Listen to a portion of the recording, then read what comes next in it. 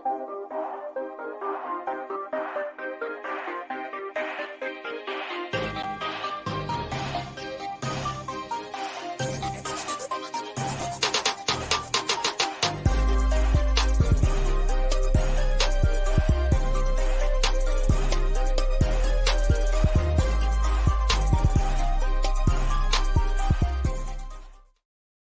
about 9:06. I was dumping highlights.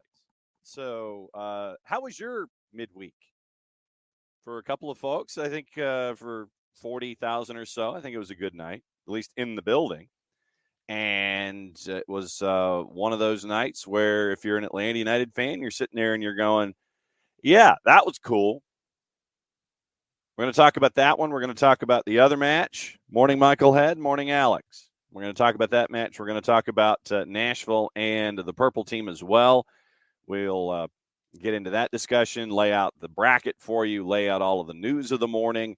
Bart Keeler, I think I'm going to try to have Bart cheat his time a little bit. Dylan Butler is away doing a combination of things, his varsity media work and the Lolcaps SC postseason media opportunity. I think that he might be listening to that as well and having to report on that for MLSsoccer.com. So very busy morning for Dylan Butler. We'll catch up with Dylan next week. So hopefully Bart can slide his time to like 10:15. We'll talk about Matt Miazga. And we'll talk about Kai Wagner because that was officially yesterday as well. Morning, Hutch. We'll go through the highlights and let you know how we got to a Game 3 in Ohio in the opening round in the Eastern Conference with Atlanta United and with Columbus. Last night it was a 4-2 win for Atlanta United, and it was about 15 rounds worth of nuts. But, you know, when you're at Mercedes-Benz and you get the offense rolling the way that it was on, in that building, and you get what we saw last night, and that's how you end up with a Game 3. So, John, hear you there. Thanks for hanging out with us. We've got the news of the morning. Also with Bart, we'll talk about the Socceroos and their deal that happened on paper, and we'll go through all of this and the discussions about, like I said, everything, news of the morning, well past Wednesday, whatever's on your mind, we'll put it on the table, and we'll go forward. We put out the bat signal to our friends in Nashville, but since it was a late night, maybe they're still napping. We'll see if Lucas Panzica, the voice of Nashville SC, will be able to function after a late night at Geodis, and their season comes to an end after another 1-0 win for the purple team. So the purple team advances in the 2-7, and that would be the next opponent for who wins the 3-6 on that particular side of the bracket in the Eastern Conference. Like I said, we'll go over what's going on, go over Champions League yesterday, look at Champions League today. So packed show as we go. Let's roll right into the highlights. Let's see. Anybody have a stream? Or is it just Tom, what do you mean? Anybody have a stream? What do you mean? I don't know. But anyway, I'm staring at myself in return on Twitch. So if you don't have it on Twitch, check on our YouTube channel or on the 280 character app where we are live. Michael Valverde, what a match last night. So many great chances created. So let's get into those chances. Brought to us by our friends at 92.9 The Game and the Odyssey app. We'll roll through the highlights here. And it started out, now let's see if I took care of the loop function first. It started out, it was a big save by Brad Gazan in the 5th minute. And I think that, I think that goes underappreciated for the context of what we saw. So Brad had a shot, bounced point blank, went off his chest. He was there, made himself big, and kept the game scoreless because that would have changed game state immensely for Columbus on the road in that building if they'd had the 1-0 lead. But let's go to what happened in the 30s and start things off with the first goal on the board, courtesy once again of Mike and Jason. 92.9 The Game, Major League Soccer on the Odyssey app. Lennon closed down by Cuccio. Hands it off to Sabo on the near touchline. Dribbles through traffic. Cuts it back, Josetu. Josetu comes forward. Ahead to Lennon in the near corner. Traps. Here's his cross to the back post. Yakumakis header. Score! Giacomakis! You cannot work it any better than that, and Atlanta United has their first lead in the playoffs. There you go. Okay, so I did hit the loop function correctly. Fantastic ball from Brooks Lennon. And for those of you that were in the building or maybe caught us on Facebook Live, that was, a gorgeous ball that was placed in. And you look at the defenders for Columbus, and it looked like Camacho was looking back post. He was trying to guard back post, and Gigi found the gap space. Great service from Brooks Lennon, and that was in the back of the net, and that made it 1-1. But it would not stay 1-0 for all. It would not stay 1-0 Atlanta United for a long time. 6 minutes later, on a great move to his right foot, Cucho makes it 1-1. That gets to Shande Silva, but it rolls off him to Nagbe. Sent down the middle, here's Rossi. Rossi passed Almada to the top of the arc. Ahead to Cucho, the penalty spot. Shot, score. How many times have we seen Atlanta United give up a goal like that this year? 1-1.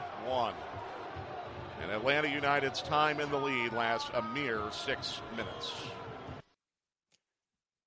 To answer your question, Owaka, it is on season pass. 7 o'clock Sunday. Philadelphia, New England scheduled for 3 o'clock. Then Columbus and Atlanta is scheduled for the nightcap at 7. So if New England Philly goes to a game 3, they'll have the dayside match on season pass at 3 o'clock.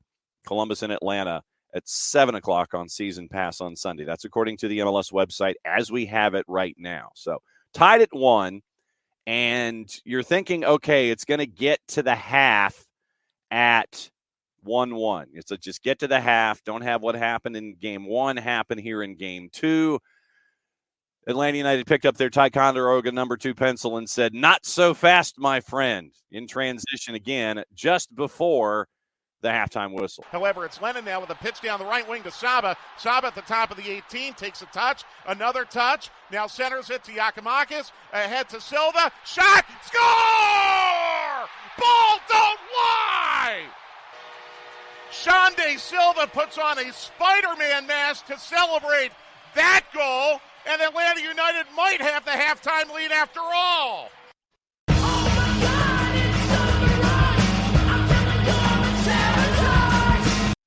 There you go. Wait, what?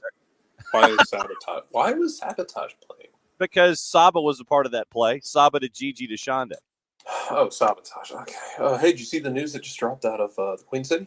I see a bolo here efforting, and so wow, right in the middle of the highlights. Hang on just a second. I gotta find it.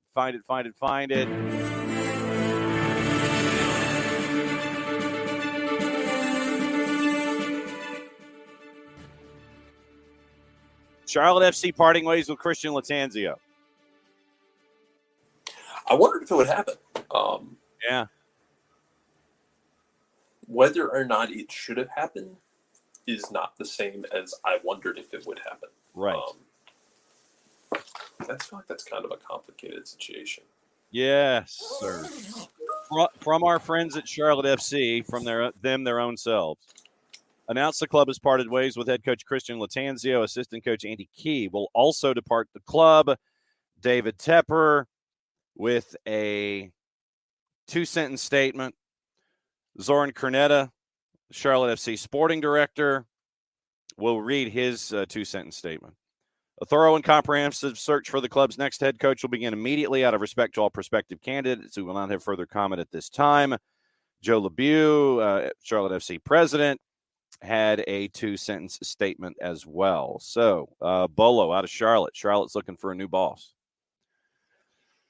And with all of the personnel changes, I mean, Shvidersky wanting to go back home and trying to find stuff there, it's like you're going to be given a palette to work with, whomever they're going to get.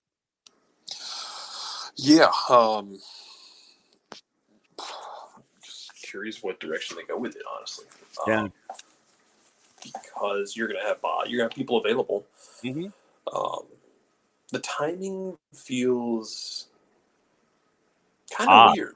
It's odd. That's odd. Man, like you're doing this now as opposed to doing it, after the Red Bull game. I felt like that's why I'm kind of thrown off by it. When he made it through Red Bulls, You're like, that Red Bull playoff game, like, okay, you're going to bring him back next year, run it back. Maybe he's on a short leash next year. yeah. But you're going to run it back. Nope. Odd.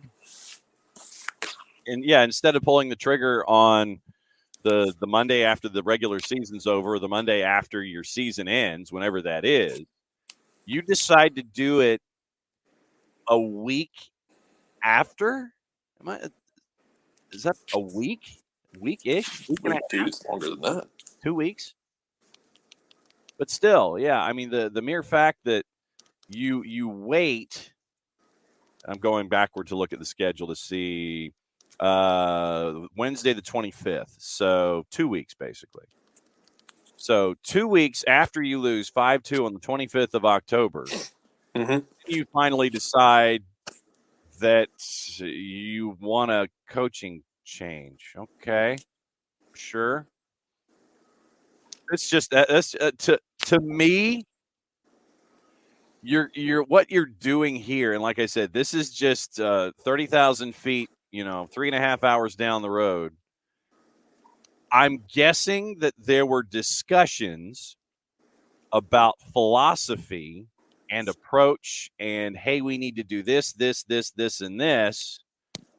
And the two sides at the rather long rectangular table inside a room with a bunch of glass windows probably had some. Like I said, I'm just extrapolating here.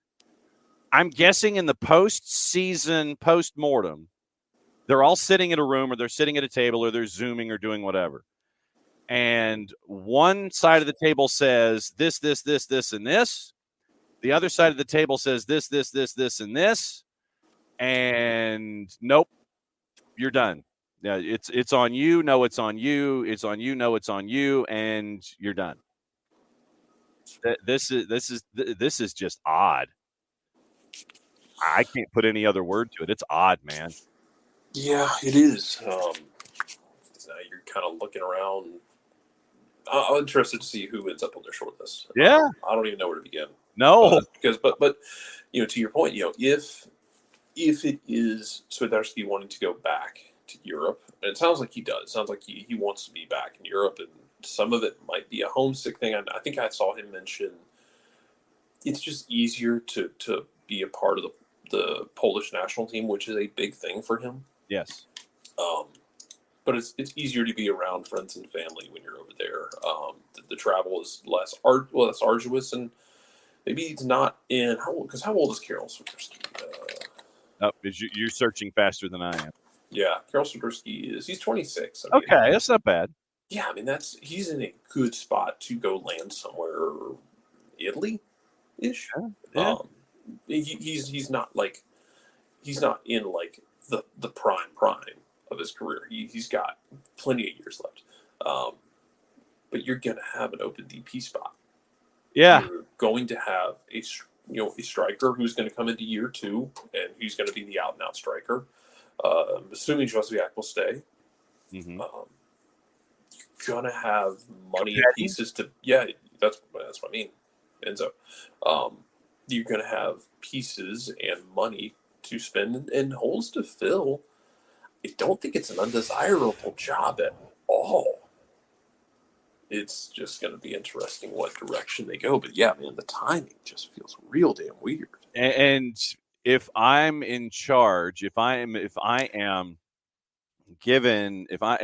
tapped, if I am given the official knighting by Greg Tepper, I want X amount of control. I want to bring in my certain players to bring in what I want to do philosophically. And this is probably going to be Rams on a mountainside conversation with Zorn Cornetta, wouldn't you think? Cornetta's going to have, it's like, I got my guys, I brought this stuff in here. You got to work with what I've got. Coach is going to want to sit here and say, no, I want to bring in my guys. That's going to impact, who you get. And we run into this in the world game. And I think everywhere, not just in soccer, but in other sports as well, but especially in this sport. To your point, John, you're going to, are you going to go get somebody who's going to walk in and say, hey, I want control of A, B, and C? And will you get that control? Or are they going to want to bring in people where Zoran Granada is going to want to build it specifically his way and just have someone operate the machine? Mm-hmm. How much control will that person have of the machine? Yes. It's going to limit who you go get. Yes. So, I mean, that's the element here with Charlotte FC parting ways with Christian Lattanzio. And just 2 weeks after your season, it's odd. This has too many things that are odd that are attached to it. But that is definitely a way to break up the highlight package from the morning, is to part ways with your head coach up the road with one of your rivals, or the club that calls you a rival and has from the absolute beginning. So, Christian Lattanzio out at Charlotte. We'll keep an eye on that, and we'll circle back with our sources and see if they want to hop on at any given point and sit there and go, yeah, we'll talk about it. But anyway, that's the big news out of Charlotte this morning. Let's waste no time with breaking news. Back to the highlight package. It was 2-1, and honestly, should have been 3, should have been 4. I mean, there were chances in the first half for Atlanta United as we whiplash back into the highlights, where should have been 3 in the first half, maybe even 4. In the second half, Atlanta United had the opportunity to put a third goal on the board with an absolute sitter from Xande Silva. Up to Almada at the right halfway line. He'll turn and dribble now. Ahead to Giacomakis. Perfect ball down the right wing. Out of a tackle, Giacomakis. Watch the edge of the 6. Cross Silva. Shot. Oh, my God. He put it over the crossbar. Absolute sitter. Xande Silva with an open net and has a sitter. But after that miss, we saw, Jarrett, what Yorgos Giacomakis brings to the table as a presence for Atlanta United. And it's moments like that that reinforce that I think that he is going to be your future captain for Atlanta United, the way that he instantly goes and tries to comfort Xande Silva, whatever word you want to use, and gets the fans engaged to help Silva put the moment behind him and get behind Xande Silva in a moment where it should have been 3-1. It wasn't, and you've got to look out for the player in that moment, and Gigi was right there to comfort and push everything forward for Xande Silva.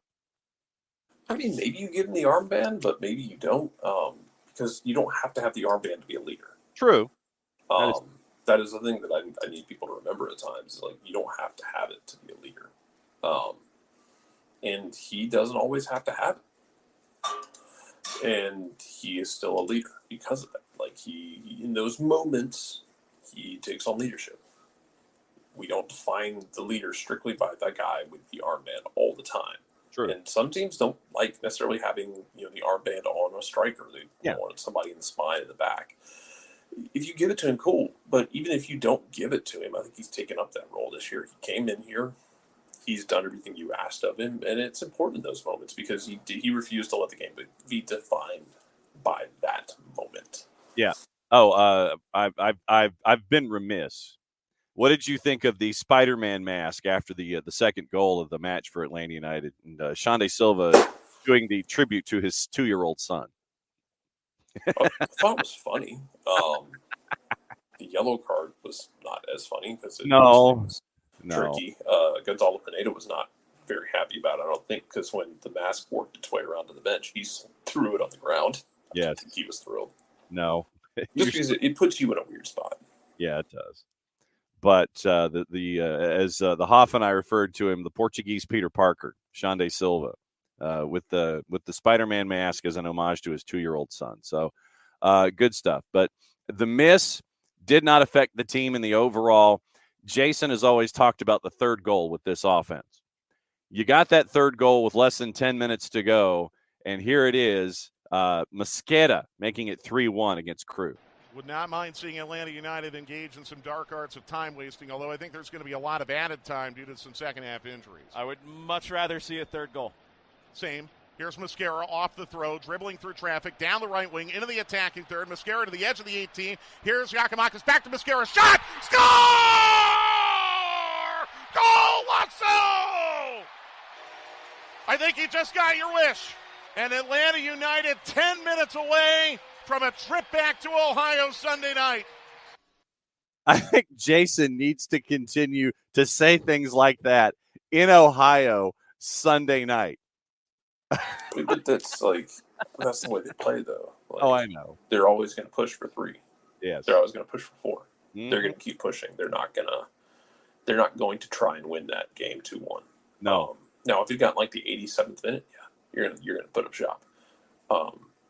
Because you made attacking subs, you changed out your wingers. You talked about it after the game and the way that you make that change to create more lethal play down the right-hand side with Mosquera. It's just how they're going to play it, and how the changes they are going to make. They're going to go for it. They're going to go for more because you can either hold on and you can shell up at 2-1 and shut up shop, which is something like Nashville would do. Yeah. Because they are built for that. That's just the way they're built. It's the way they're structured. Yep. You are built to just keep scoring. And that's the other end of that equation of you can either hold on or you can make the gap bigger. Both of them come with risk. Yeah. Because if you shut up shop, you can still give up goals. Mm-hmm. And a lot of times we see, if you've got a 3-1 lead and you give up that second goal, it can be tough to turn the engine back on. Yeah. And but at the other end, there is a risk to keep going for it with a 1-goal lead because you can get that game got stretched out at times. You can get stretched out and have problems. And in this offense, the guys obviously seem a lot more comfortable chasing after the game. It's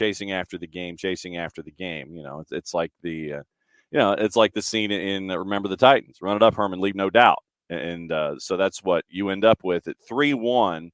Not done.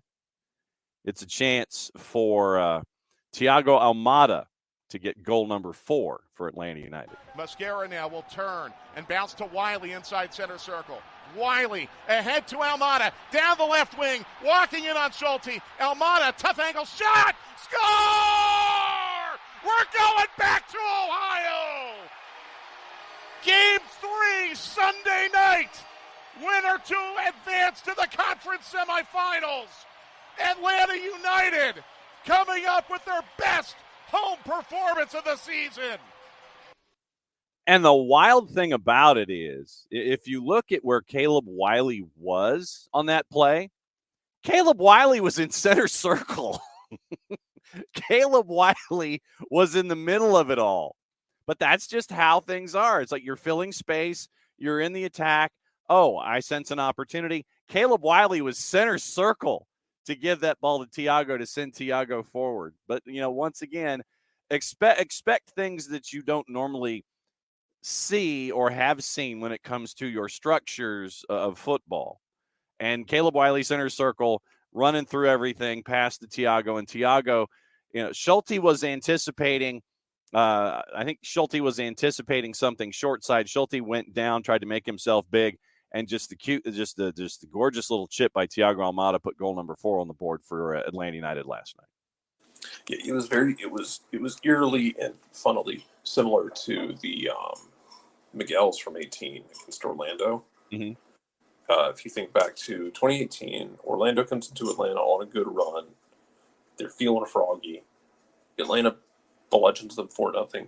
There's a goal in that game where Miguel Almiron just retires Jonathan Spector and then retires all but retires Joe Bendick's starting career. Yes. In one stretch where he sprints down the left-hand side, just outpaces him, and then 5 holes Bendick.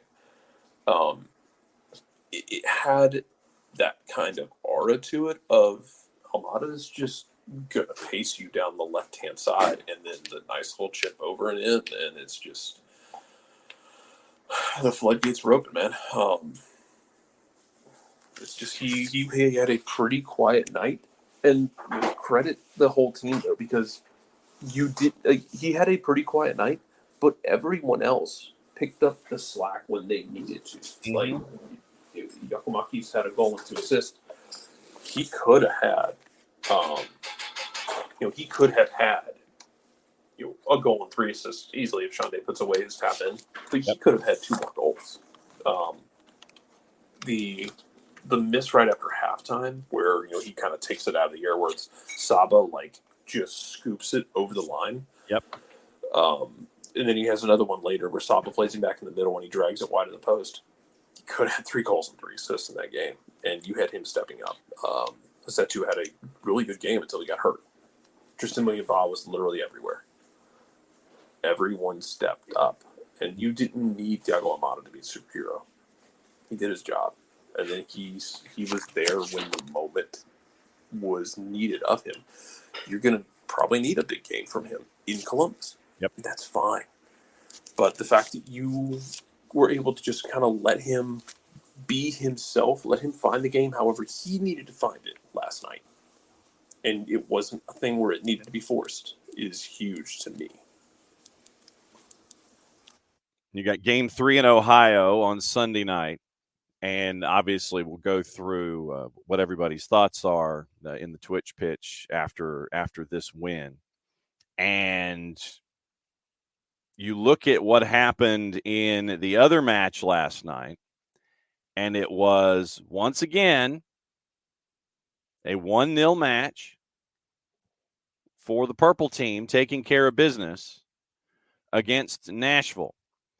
And, as we look at our brackets, the 2-6 and the 3-7, that's what you're staring at when it comes to your postseason brackets. And as I try and sit here and find the playoff bracket quickly, which never can happen when you're trying to search for something. Eastern Conference, it's low right, going to a game 3. Orlando took care of business. 1-0, 1-0, you move on. So the 2 seed is waiting for the winner of the 3-6. And in the last handful of games for Nashville SC, it has not been an offensive showing for this club. That they have not really put the ball in the back of the net. Season ends, and this is from Tommy Scoops. Nashville season ends being shut out in 6 of their final 7 games. 6 of their final 7 games, Nashville did not score, including the 2 in the playoffs. Steve Cavendish over at the Nashville Banner had this run of thoughts. Ben Wright was asking Gary Smith what he was thinking after the game in the postgame presser. Candid about some problems, honest about the underperformance since Leagues Cup. Asked if he had lost the locker room. Smith, and this is from Steve Cavendish. Steve made an oblique reference to Hani being a little unsettled since the Qatari League made a play for him earlier this year. Cavendish asked about Champions Cup competition, 90 days, which they qualified for by making the Leagues Cup final. Gary says he expects to be coaching the team, but that's above his pay grade. Cavendish says he thinks it's fair to say 1/3 of the team will be different. McCarty's out of contract. Tom Bryan Anunga can't get on the field, and this is Cavendish's words. Randall Leal's on $1 million salary, 5 goals, 5 assists, and 2 injury-plagued years. Decisions will have to be made on Teal Bunbury, Muil, Willis, among others. So this sounds like another transitional offseason for Nashville. And do we now put Gary Smith on the short leash discussion heading into next season because of the turnover and the bringing in of personnel that we're anticipating here and the future of Hani Mukhtar? Maybe. I know Doyle already kind of brought that up of is he on the hot seat? You haven't really captured what you had in year 1. ever. And yeah, man, they don't score enough. Sam Surridge had 2 really good weeks, and that's pretty much it. Mm-hmm. And he, like, as much as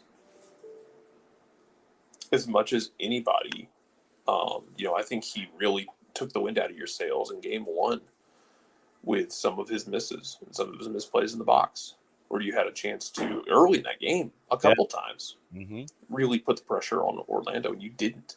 Yep. And, it was kind of like there's a sequence in that game that reminded me of Atlanta in Columbus, where it was like they were looking for the perfect wide open shot instead of just shooting. And he was part of that. Yep. And the cross in that he scuffs and he puts over, not as egregious as Shande last night, but at the same time maybe more egregious because it gave you a chance to go up on the road, which is exactly where again, Nashville is basically a fighter who has an amazing ground game. Yeah, it is Kurt Angle. It is, God forbid, they get you on the ground. And it wasn't as egregious as Shande's in terms of ease or quality. But, man, that miss really seems to have tilted that entire tie. Yeah. And I don't think you blow up what you have in Nashville. You make changes, though, and you see where you look into next year. But they have eternally been looking for a striker, Randa Leal. They're going to be eternally looking for to see, do you bring him back? Because he's on a 7-figure deal. Yeah. Do you bring him back? Is Dax back? Can you get somebody who bosses the midfield like Dax has? And Dax is getting up there, man. He's long in the tooth. 36. Do you mentioned Todd Ryan-Nunga, who's been an amazing find for them out of Charleston. Yep.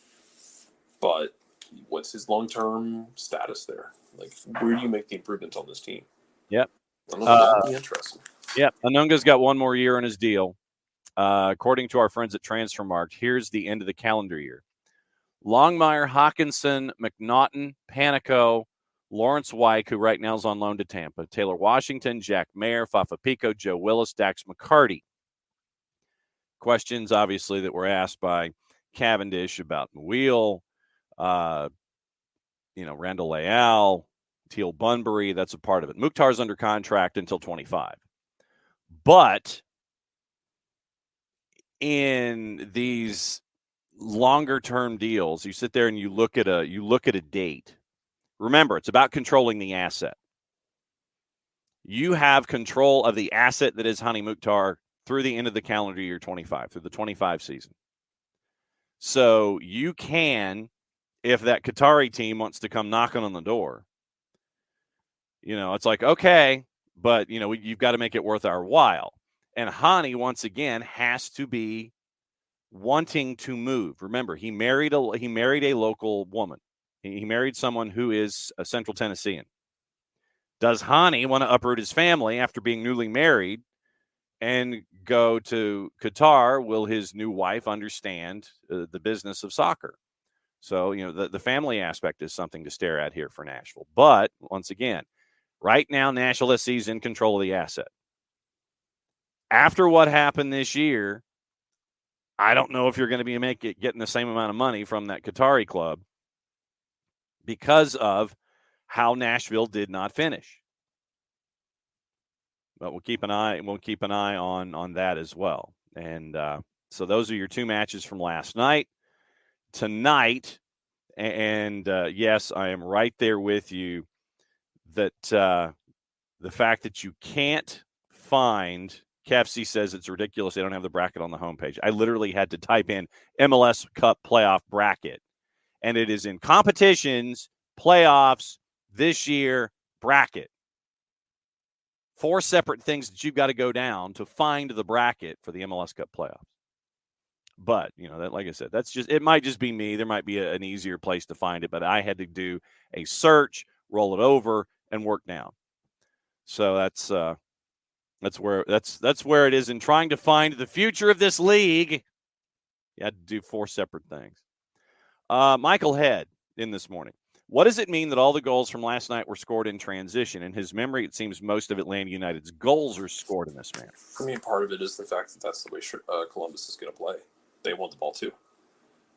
And even their first goal right before halftime, what they had done was if you go back and look at the build-up to that goal, they were Atlanta was pretty solid defensively up until the goal because they were in shape. They kept their shape.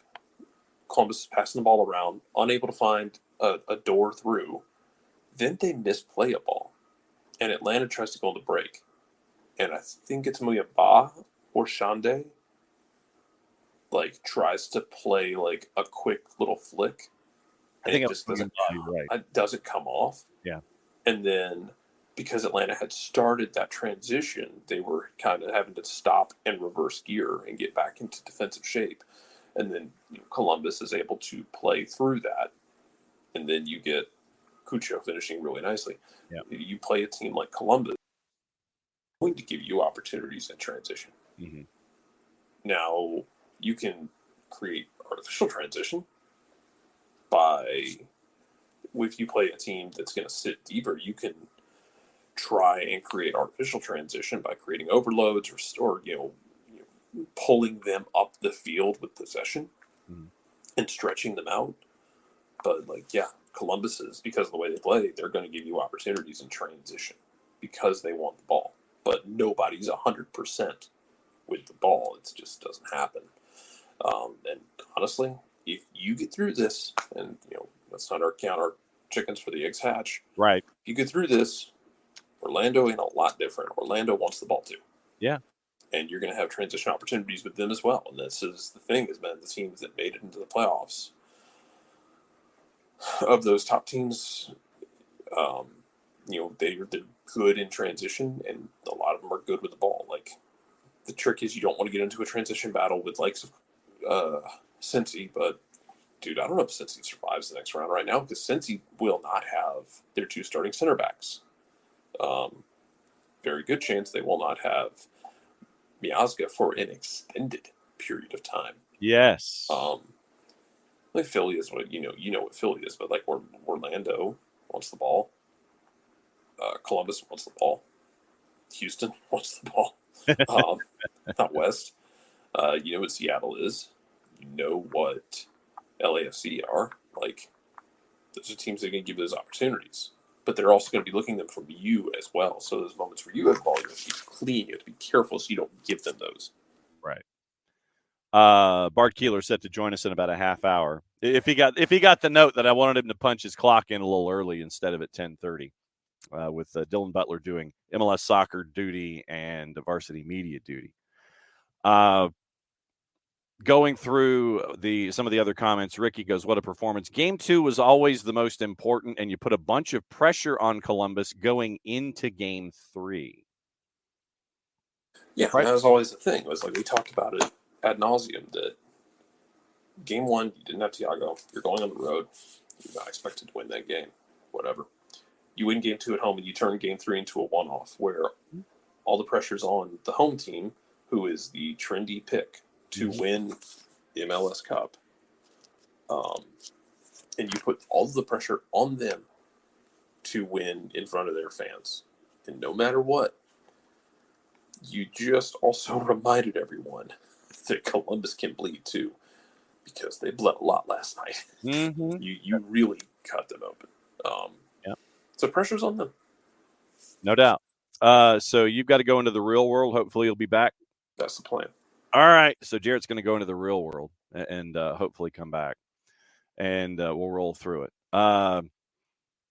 Let's see. Tom, anybody else see the Cincy fan who was there last night with his kit on and hell is real sign? I did not. I did not see this gentleman. Saw him at Reverb pregame, chatted a bit with him, in town for business, bought a ticket, just hoping to see Columbus lose. Yes. And not to be outdone, he needs to go to the MLS Next Pro version of things. Heck is plausible when it comes to FC Cincinnati 2 and Crew 2. So, no, I did not see the gentleman who came in wearing a third kit from a third team, rooting against the other team from Ohio. The celebration, Niall, was for his 2-year-old son. And so he puts on the Spider-Man mask and gets the celebration and does the shooting out of the Spidey webs. But very, very funny. And Niall says, weirdly, even after the miss, felt confident the team would score more. But, and we've seen that, where you're dealing with a team that gives you these transition opportunities, and the speed that you've got going the other way will lend itself to more shots on net and more opportunities to widen your lead at that point. Miles halfway out the door with a question mark from Kefsey. Good captain's choices out there. There are. Wiley, think there should have been a persistent yellow for all the fouls on Muyumba last night. Yes. And you know why Columbus did that. Because they're trying to poke him in the sternum. They're trying to get Muyumba another yellow. They're trying to sit there and continue to poke at him, and he didn't bite. But yes, the thing that got me was the early yellow. I mean, early yellow. That's like, what are on for Giakoumakis for dissent, listed as dissent in the 18th minute. You're going, okay, that was unique. So a dissent yellow for Gigi in the 18th minute. Then Cucho got a yellow for dissent as well. Yeah, Chris Penso was not having the discussions and was not being dismissed. So, and then the other yellow. So it was 3 yellows for Penso last night under his season average of north of 5. He only gave out 3 yellows last night. The numbers on the board, courtesy of our friends at SofaScore. In this particular matchup, let's see if we can. Let's see if I can find it before the end of the show. It'd make it just as difficult to search for it as it is for anything else. No, not that one. This one. There we go. Okay. Stats on the board. XG 2.37 and 1.37. XA, expected assists. 2.63 for Columbus, 1.76 for Atlanta United. 51-49 in possession. 14 total shots. 7 on target for Atlanta. 11 on target for 11 shots. 4 on target for Columbus. Then corners 5-0. Atlanta did not have a corner kick in the match. Did not have a corner, which I find interesting, but okay. Let's see. Big chances 4, 2 for 2 for Atlanta, 2 counterattacks, 1 counterattack shot, the counterattack goal by Thiago Almada. 12 shots inside the 18 compared to 11 for Crew. 2 saves for Brad, 3 for Schulte. Passing on the night, 85% for Atlanta United, 89% for Columbus Crew. Long balls, 26-16. Better percentage by Crew, 59% to 50, but Atlanta United had more long balls, 26-16. Same number of crosses. Effective numbers for crosses for Atlanta, 4 out of 8 compared to 4 out of 18. Duels won. 51-49 percentage-wise, 38 of the 73 went to Atlanta United. Atlanta won 5 of the 9 in the air, so 5-4. 18 tackles for Atlanta United compared to 11. 7 picks for Crew compared to 3. 15 clearances for Atlanta United compared to 10 for Crew. Lineups, it's not 4-2-3-1, but okay. That's what everybody wants to see on TV. Brad had a 6.3. Obviously, the Arfson goal at 90 plus 3 or 4 impacted that number. Brooks had a 7. Miles a 6.7. Abrama 6.6. Caleb Wiley a 6.9. Muyumba a 7.5. Mateus Osechu, before he was injured, had a 6.5. Saba at a 7.4. Thiago a 6.9 with the goal. Shande Silva 7.3 with the card. And Gigi an 8.6. 89 minutes, 1 goal, 2 assists, 1 shot on target, 1 shot blocked, 1 for 2 on his dribbles, 41 touches, 20 of 24 passing at 83%. 5 key passes for Georgi Giakoumakis last night, 4 of 7 on ground duels. He was fouled twice, 2 offsides, 3 clearances, a tackle, and 1 dribble passed. When you look at Mateus Osechu, 51 touches, 40 of 46 passing at 87%, 1 long ball, 3 of 9 on his ground duels, 2 fouls, was not fouled, 1 clearance, 3 tackles, and 4 dribbles passed for Mateus Osechu. How that adds up to a 6.5, I have no idea. But so those are the numbers. Johnny Fortune came in for an injured Mateus Osechu. We do not have an injury update.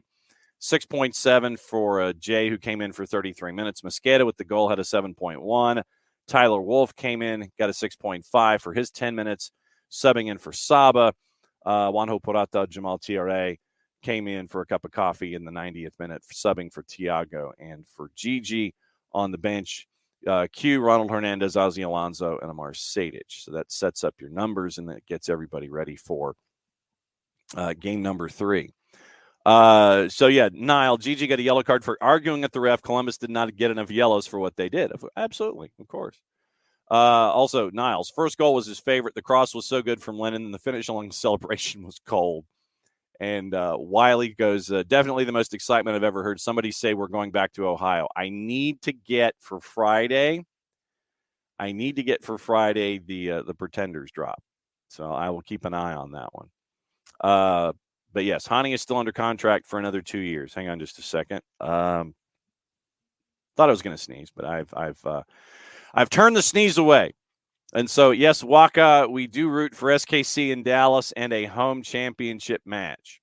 So the bracket right now in the East, we have a 1, a 4, a 5, a 3, a 6, and a 2. So 1, 2, 3, 4, 5, 6. That's who you have left in the East. In the West, right now, you've got an 8. You got a 4, 5.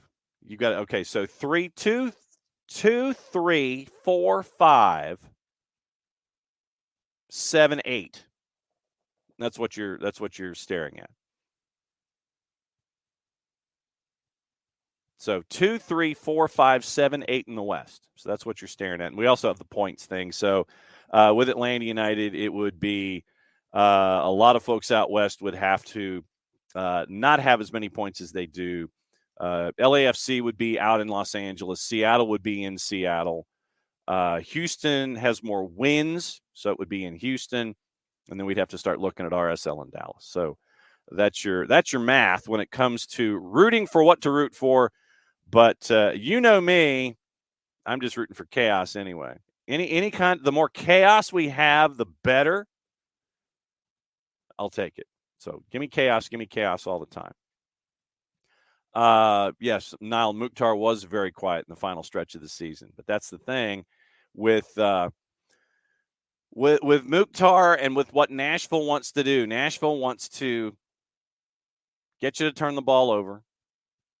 Short field, Mukhtar, clinical, finish, boom, goal. If they have to work all the way from one end to the other all night long, they're going to get tuckered out. That's not their gig.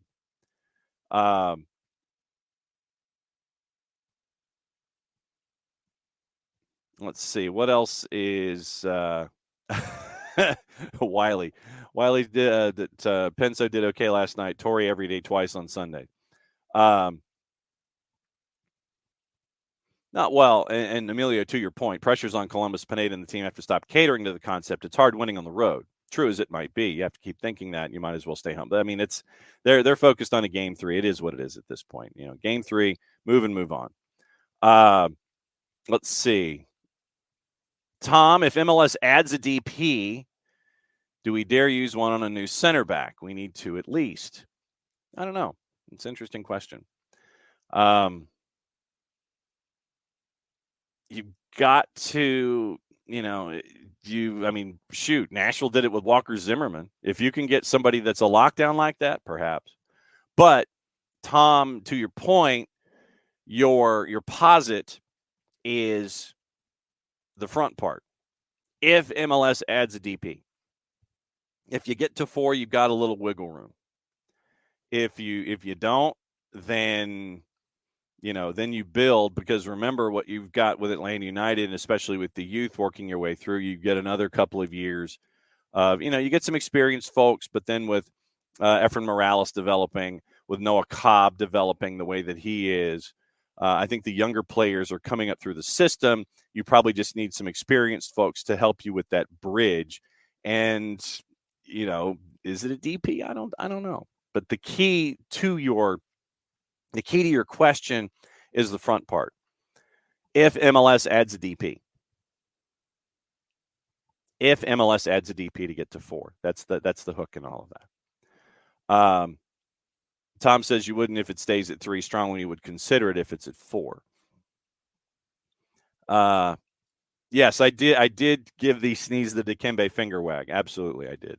And the thing is, I have, and I don't know how you guys combat sneezes, but it's either breathing quickly or trying to that's the biggest one for me. Breathing quickly or thinking of citrus fruit, because that's an old wives' tale, and apparently it works for me. Maybe it's a mental thing. But, yeah, traditionally for me, it is breathing in and out quickly or thinking of, like, lemons or something like that, and then I'll sneeze, and then it's done. And yes, Alex, it is in association with a talk show that has an ideological bent that is out there. So I may try and find another Ohio song. It might be Dandy Warhol's, might be something like that, something Ohio-based. Might be Drew Carey, might be Presidents of the USA, Cleveland Rocks or something, even though we're talking about Columbus. Something that's non-Columbus-y based or something Ohio-based. I'm open for suggestions on Friday. I'm open for Ohio song suggestions for drops as we continue. David, expect the Sunday Ohio weather forecast is a monsoon. Well, let's check it out. I wish I had, I wish we had like a, I know we have a meteorologist who is somewhat on call, but right now she's busy. She's kind of working. But all right, so we're going to weather.com. We're going to weather.com. All right, so Columbus, Ohio, 10-day. I'm clicking on the 10-day forecast. I don't want the hourly. I don't want the day. Oh, okay, so Sunday night, Columbus, Ohio. This will be fun, provided it wants to load for me. From what I saw, if what I saw was accurate. Abby, let's see who gets there first. Sunday. High of 52, low of 31, partly cloudy with a 6% chance of rain, wind from the northeast at 4. So at least it ain't raining for anybody who's going. 4-mile-an-hour winds from the northeast, high of 52, low of 31. Take your long johns. Take your thermals. That's where we are. Minnesota has hired a new sporting director. Contributor Niall dropping the knowledge in the Twitch pitch this morning. Do we know this individual? Tommy Scoops is letting us know, and I have not received my email yet from Minnesota United. Hired Barnsley chief exec Khalid El Ahmad as sporting director. Sources tell Tommy Scoops and Paul Tenorio. El Ahmad, 42, had been a candidate for multiple recent MLS openings, now set to head the front office in Minnesota. Okay. So how does the Barnsley mindset work its way over to Minnesota? That would be interesting. Ricky, what is the total number of coaches fired this year so far with Charlotte now? 11 billion. What it's MAR and Lattanzio, right? Just those two. I'm not including like assistants and stuff, but I think that it's just those two. We'll see. Alex, 9. Let's see. The stream's killing you today. I don't know what's up with the stream. Kevsey, great team tackle efforts last night. Not 100% shutting down attacks, but team defending better than one dominant guy. Wear the pom-pom ATL hat. 21 Pilots is from Columbus. Okay. So 21 Pilots is from Columbus. And let's see. I saw the candy, and they did not. I would have had to have actually gone into the room when they opened the bags, Abby. So Abby did fantastic work last night and sent like 2 bags of Reese's, and it's the white chocolate covered, which I'm still kind of squeamish about. Still kind of squeamish. And the regular. But no, they did not. I saw it when I went into the booth to drop off their liquid, because I always get water and Red Bull and zero sugar for the booth. I saw it, didn't want to open it first, but I did not go back in a timely fashion to help them with the inventory. So we'll see what happens. Yeah. What, Tom? Bart, I can't help folks when it comes to the lightly colored Reese's. It's the white chocolate covered Reese's peanut butter cups. Have you seen these? Mm-hmm. Yeah. I don't know if I have the fortitude to sample them, because you can give them to me. Okay. You can give them to me. Okay. I believe them. Mixture. I'm a fan of all Reese's. So okay, yeah. So Abby said it was a mixture of Reese's, and let her know. And whatever, I don't know what negative Nelly comments he had. I really don't pay attention to a lot of stuff that goes on the 280 character app. No, I being a fuddy-duddy of a certain age group and demographic, I'm stuck in my ways, and I don't know if I can handle. You don't like white chocolate? Oh no, do not misunderstand. I have, like, once every 90 days, I will go get a Zero Bar. The Zero Bar for me, okay, is my white chocolate excursion. And but Ricky's like, it's just chocolate. See, now we're getting into chocolate down here. For me, I'm so 9,000 years old, set in my ways, that for me, Reese's are Reese's. It's supposed to be the orange wrapper. I understand the marketing elements of it, where it's Christmas. Do you eat different shapes of Reese's? Yeah, because it's still the same Reese's, though. It's just, okay. I understand the holiday implications and the marketing aspects of it. When it comes to, Christmas trees, pumpkins, whatever else you want to do, I get that, but it's still just the basic chocolate, peanut butter, orange wrapping, what have you. Okay. It's not like, being 700 years old and a fuddy-duddy, that's just how I'm locked into these things. So, and so now here we go. Abby's like Butterfields and O. Henry's. Butterfingers, yeah. Tom, Christmas time, white chocolate, peppermint, Hershey Kisses. Just think of them as distressed peanut butter cups. They're scared. They're scared peanut butter cups. All right. By the way, welcome to hour number 2. And this is I'm glad I got out of bed this morning, John. I started the festivities at 4 in the afternoon. Actually, I started them at like 3:30. And continue them after, because we won and we're here. But thanks to Abby for tagging me or bringing me along to the halftime meetup. So there you go. All right. So there were a couple of things that I wanted to discuss with you on your normal sojourn, which we have to properly promote. Yeah. First and foremost, there are things that have happened involving athletes in Major League Soccer that I wanted to discuss from a referee's perspective this morning. And I guess the first one that we have to discuss is Matt Miazga. Yep. And right now we're still in that stage of information gathering where the PSRA has come out and said that, he charged in and he had to be forcibly removed from the locker room. And you have eyewitness accounts that are sitting there saying, well, no, he wasn't forcibly removed. Staff came over. He was taken out. They heard a member of the media in Cincinnati basically overheard Miazga coming out of a room saying, "Find me," all these kinds of things. Well, the most important thing is that Matt Miazga's personal public relations service, Pat Brennan, said he didn't do anything wrong. I figured you were going there, yes. Oh. I don't know why. Like there. Anyway, you don't have to defend Matt Miazga. The man has done a lot in his life. The parody, I forget which account it was, but like the parody fan account from Cincinnati, jokingly calling to investigate Pro and their bias into. I'm pretty sure it was a joke because it was way too well written and funny to be not a joke. Investigating Pro's bias against Matt Miazga, all these things. I love it.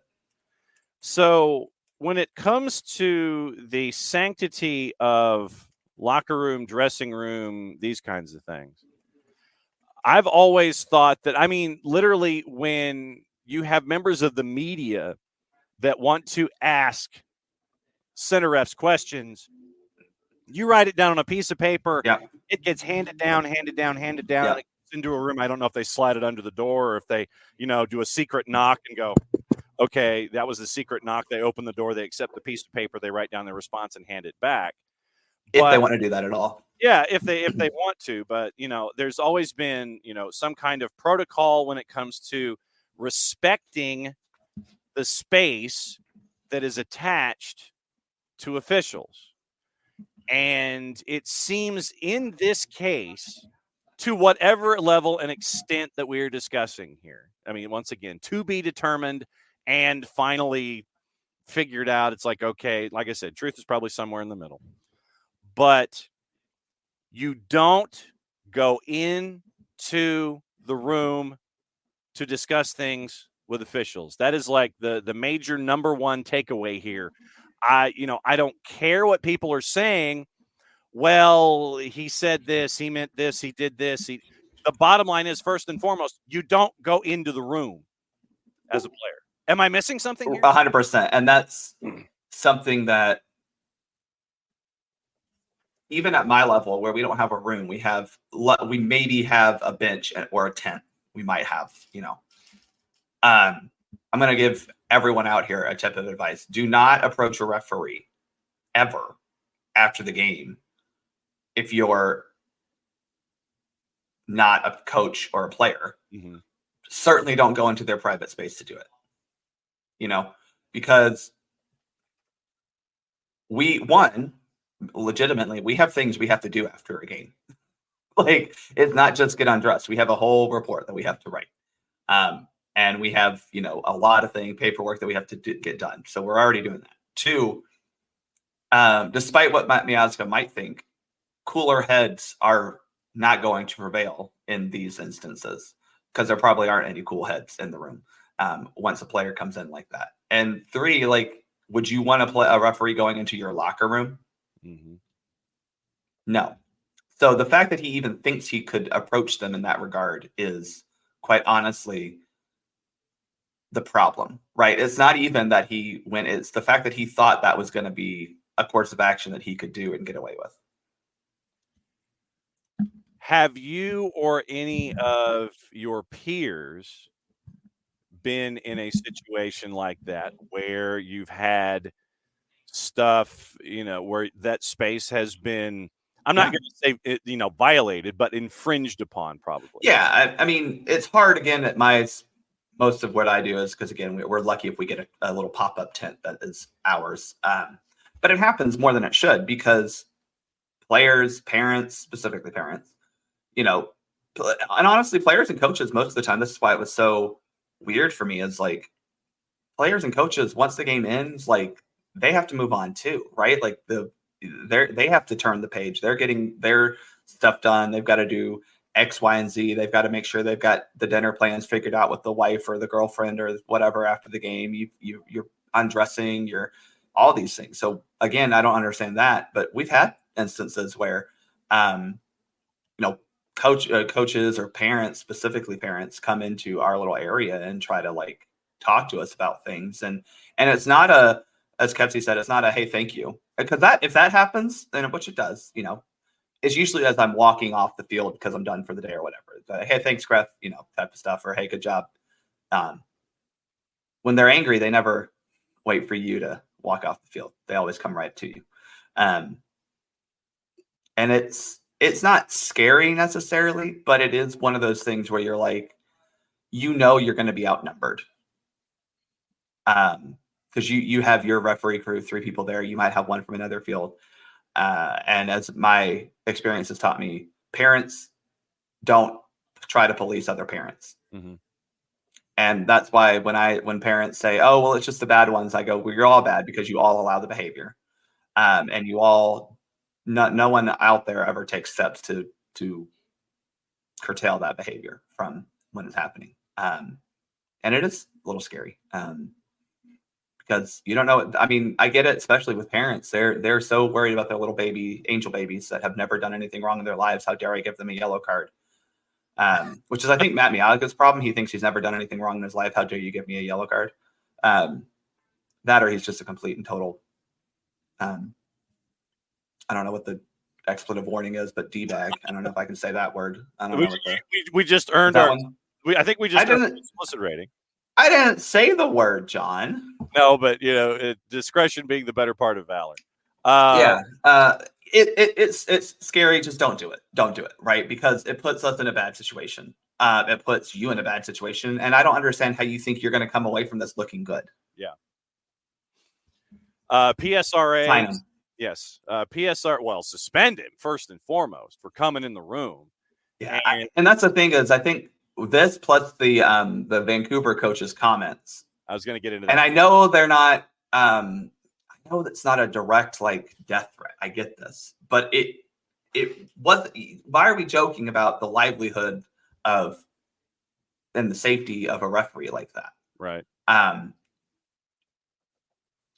Between these two incidents, MLS does need to do something, because I think you need to make an example out of Matt Miazga, suspend him for 10 games. I'm not even joking. Oh, no. I was thinking at least half a season. Yeah. I mean, because, then you see what happened with Kai Wagner, and he only gets 3 games for being a racist. We'll circle back to that in a second. You're hitting all of my rundown. Yeah, I know. I'm sorry. But, you do need to make an example of them, because this is about personal safety. And you can't allow it to go unpunished. It has to at least be a 3-game suspension, in my opinion, at least, Yeah. I'm thinking at least half a season for breaching, and then especially if the heated energy. If there were actual physical altercations and confrontations, for sure. I think breaching that is a 3-game suspension anyway. I mean, what if he were to go into the other team's locker room and do this? You know what I'm saying? I'm sure that would carry a fine and suspension as well. I mean, we think about on the field, we have that mass confrontation, those protocols that we don't want to have that. And MLS has been very strict about that in the past. Some of that COVID related, some of that because they don't want, actual fights to break out. So I'm sure this will kind of fall in line with what those punishments have been. Yeah. And Abby in our discussions. So Shande Silva gets a yellow for the man mask. Funny how the yellow was on the stats as before the goal. Yeah, well, they had to make sure the goal was legit, right? They had to check it. Yeah, that too. You didn't have to check if you put the Spider-Man mask on. We all saw that one. Listen, if you're going to get a yellow card, as a coach, I would never be mad at a player getting a yellow card for celebrating with his own teammates too hard. And as a referee, it's the one that I hate giving out the most, because I'm just like, I have to. I have to, but I'm just like, but those are also the ones that usually players are fine with taking anyway. They're like, yeah, I scored. We're good. Yeah. It was great though. I loved it. Yeah. You almost had 2, John. Yeah, I know. So the question is, did Elise ever get a yellow for the Black Panther mask? He wore it a lot. I can't remember. I think he got a couple of yellows, and I think he spaced them out. I think that. Yeah, I think he was smart about it. Yeah. I mean, because didn't Thiago got one for lifting up a shirt saying Fuerte Apache? Yeah. And it's just like, you're going to get that. Sorry. Yeah. I wish it weren't. Those are one of those yellow cards. I'm like, but you can't allow some things and then not allow other things, or, similar to how the NFL was for a time really cracking down on celebration penalties, because where do you draw the line? Right. Will Palasczuk looks like he's going to join us at the bottom of the hour to discuss Christian. What's up, Will? Well, at the bottom of the hour, he's going to join us to talk Christian. So we got 15 minutes. Oh, yeah. Yeah, Christian Lattanzio. We'll talk about that with Will for a little bit before we wrap this morning. So now we know that saying something completely and totally inappropriate in your native language and trying not to say it in English is 3 games. Yeah. Only 3. Yeah. So at least we now have a bar. At least was there a fine? I didn't see if there was a fine or not, John. I just saw the suspension. Don't believe I've seen a fine attached. I don't believe there was. I have not seen a monetary attachment to the thing here, the official, and that's the official. It is a thing. Let's see, and the reason that it was only 3 was because he came forward and admitted he said it. That is the difference between what happened with Kai Wagner and what happened with Dante Van Zier. So, order to participate in a league-mandated education program, which he's already started, and according to the league's announcement, must remain in full compliance with a program directed by a league-appointed restorative practices expert, end quote. So there you go. Yeah, I just I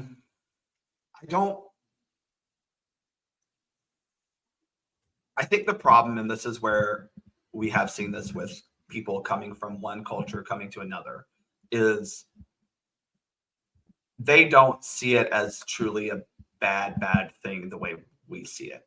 And especially the way that the person receiving those comments sees it. Mm-hmm. And that comes from their place of privilege most of the time, because they don't understand why that's hurtful, why it's dangerous to some extent. But I still think 3 games is really weak. That's even though he was like, yeah, I did it. What did Van Zier get? Didn't Van Zier get? He got a pretty hefty one, also because he definitely didn't admit it. Yes, 6.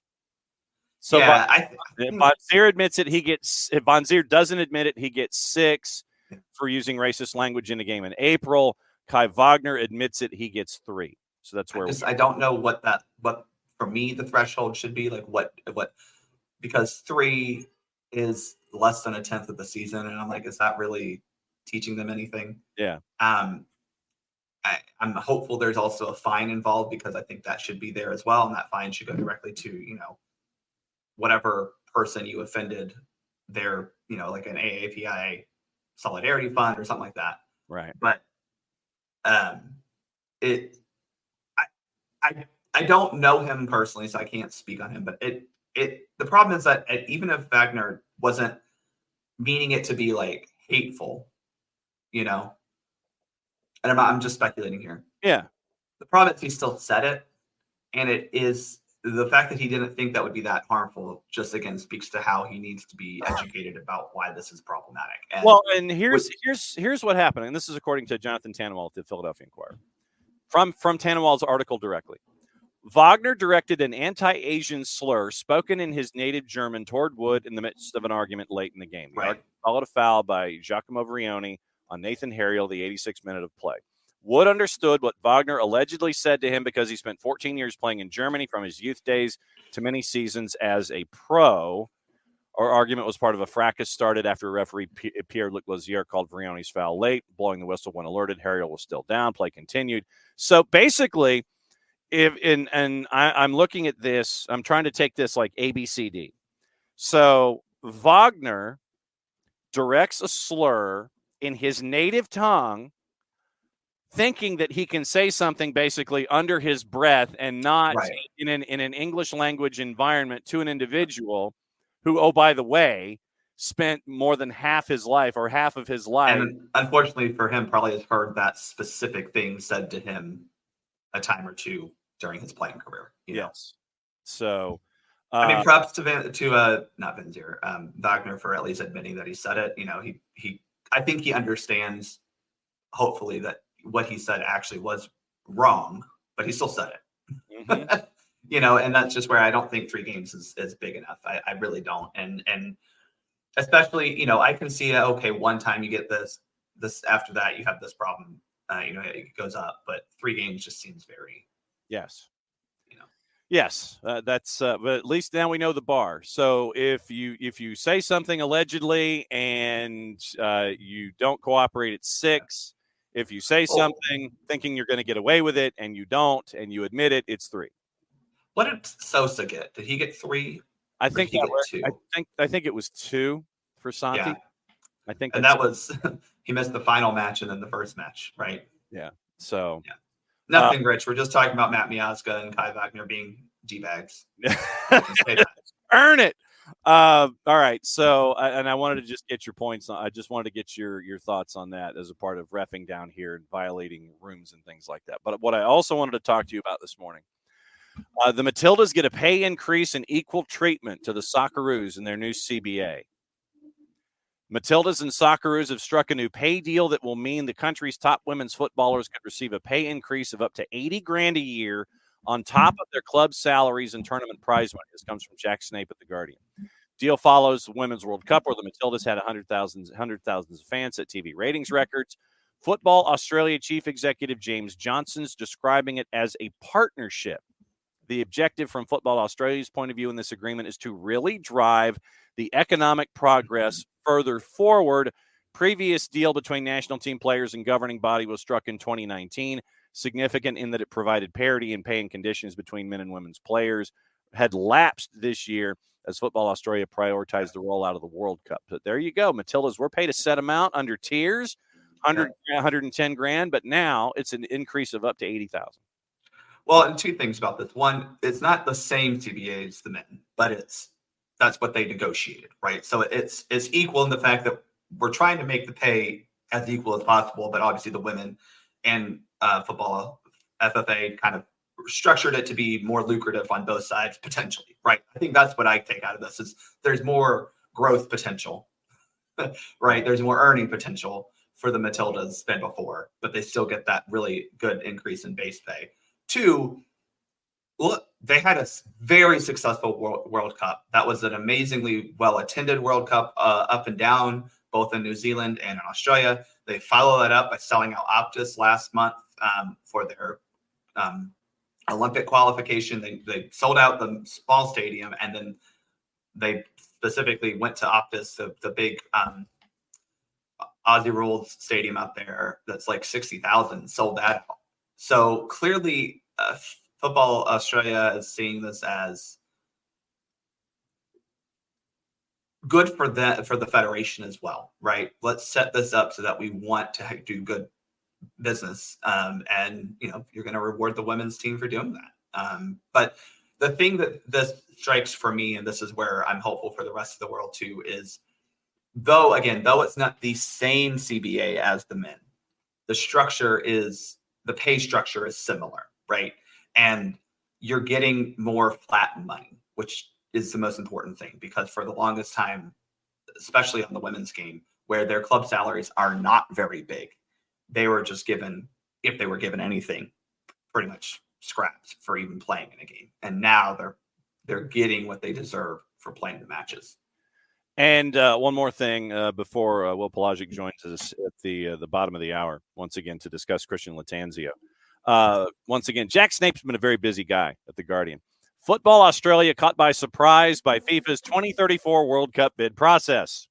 Well, surprise. Yeah.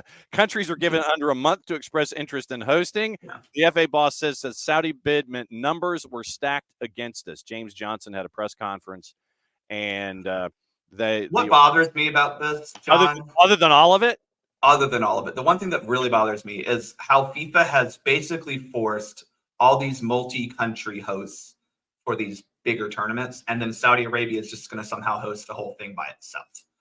And I don't think that's possible, because that country does not have major population centers. Yeah. It has one. It has Riyadh and maybe Al Khabar. There's a couple, but they're just not a deeply. I was watching something from Alfie from HTIC Southern's talking about how dispersed the how dispersed the population was. It's not a very densely populated country, because not even half, 90% of the country is desert, right? More so than we had with Qatar. That bothers me, because it just clearly shows how corrupt that process was. I think that Australia and New Zealand, had they been given proper time, because again, that's the other thing is FIFA just decided, oh, we're doing 2034 now. Yes. Yeah. They just decided it. And it's like, had you given Australia and New Zealand 6 months to get their stuff together, New Zealand would have needed to, they would have needed to find another stadium, right? Because Eden Park is at 40,000. But didn't they trim the numbers for avails? They trim. I think they did. They have 2 that would meet it. They probably need to get 1 more. Now, granted, by that time, Christchurch may be building their new stadium, because the one they had, which was actually really nice, I'm sad it wasn't there. They tore it down because of earthquake damage. Christchurch probably could have gotten a 35 to 40,000 stadium built. Yes, Ricky, we still don't have a host for the women's 2027. Yeah, we'll talk about that next. I think Australia really could have done a great job. I think the only struggle would have been, and this is something that Bam had talked about, was it would have been during Aussie Rules football season. Yeah. But I think you could have found a way to work with them. I really do, because if you do some revenue sharing with those stadiums, you could do it. I mean, and the other thing is with some of those, I mean, with Stadium Australia, you don't have to, you could probably work with either Melbourne Cricket Ground or Marvel to get a host there. And you have it. Brisbane's big enough. You have the ability, on top of the fact that you have some that are rugby stadiums in like Newcastle and other places up and down the coast, that you could just expand temporarily for the tournament. I think it's a missed opportunity, honestly, from FIFA as well, because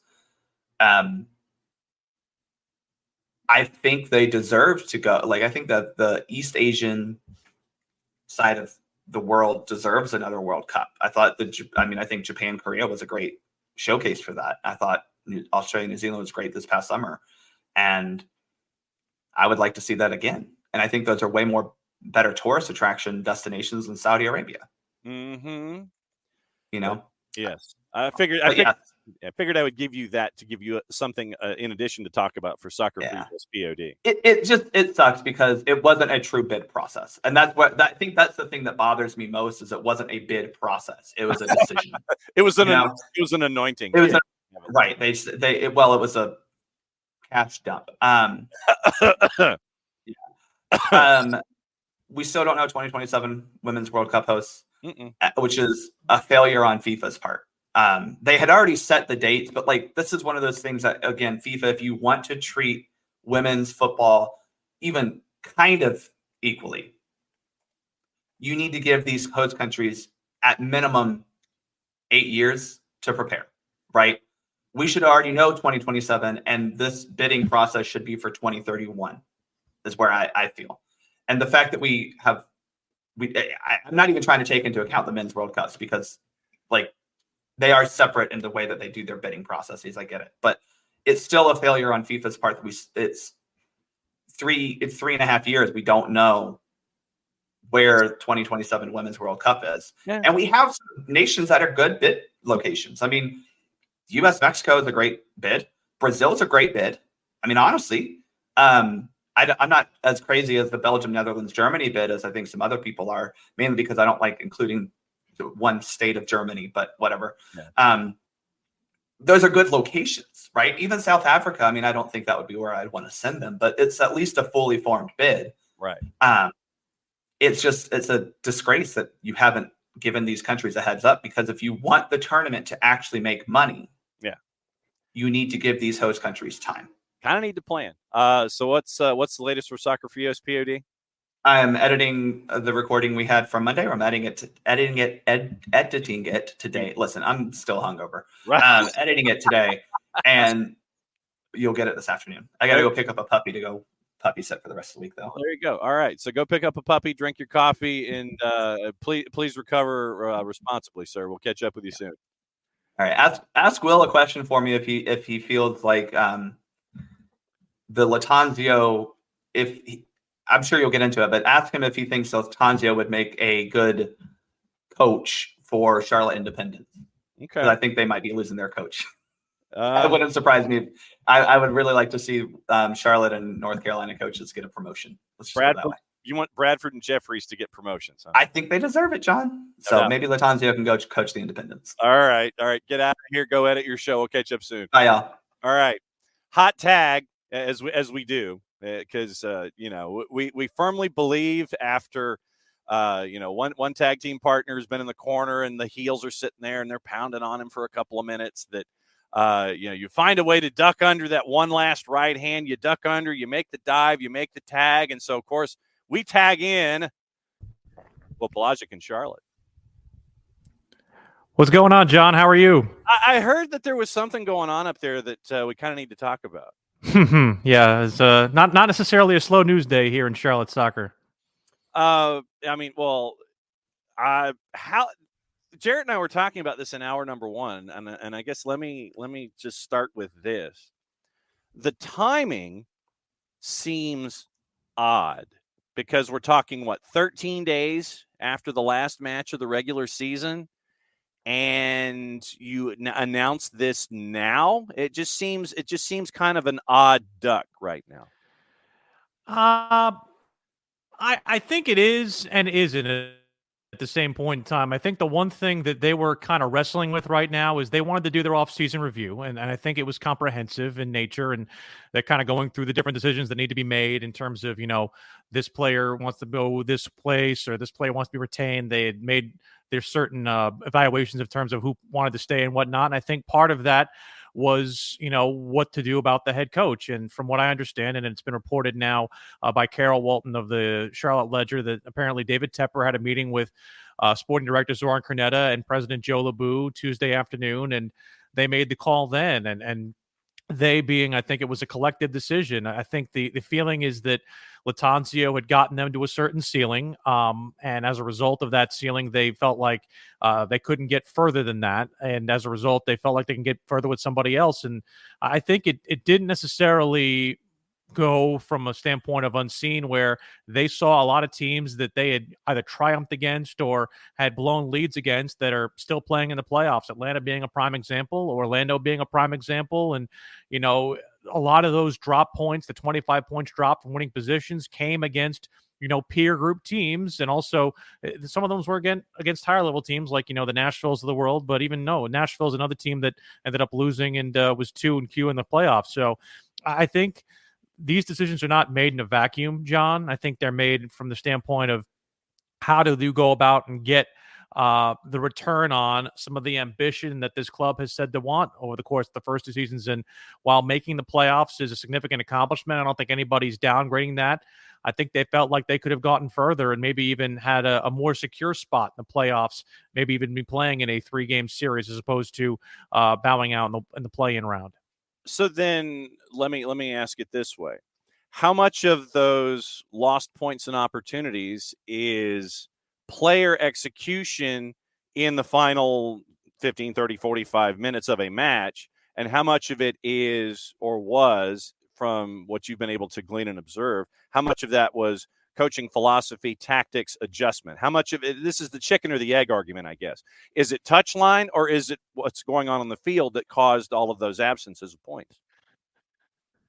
Well, I think the one thing that was incredibly evident from a criticism standpoint of Christian Lattanzio is that he basically had tactically one avenue for victory, which was play out the back, possess the ball, play the beautiful soccer, et cetera, and so on, and, win that way. There never really seemed to be a plan B or a desire to change the mechanism as you went throughout a game. Like if the first plan didn't work, it didn't seem like there was a plan B.